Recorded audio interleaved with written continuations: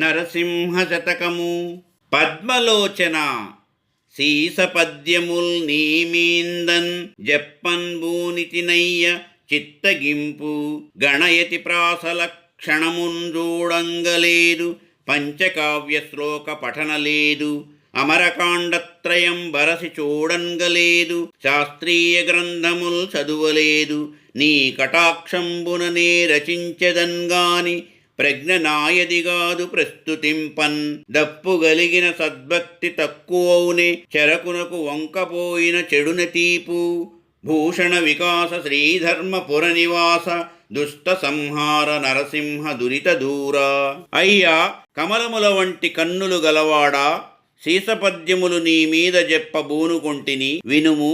నేను గణము, యతి, ప్రాసము మొదలగు లక్షణమును చూడలేదు, పంచకావ్యములందలి శ్లోకములను చదువలేదు, 3 కాండల యమరమును నేర్వలేదు, శాస్త్ర సంబంధమగు గ్రంథముల చదువలేదు.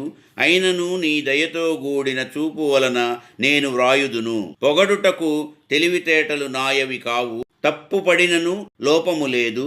సద్భక్తి తక్కువ కాదు కదా, వంకరలు తిరిగినను చెరుకు నా తీయదనము చెడిపోవునా అనగా, అటులనే నిన్ను పొగడుటలో భాష తప్పిపోయినను నా భక్తి చెడద అనుట.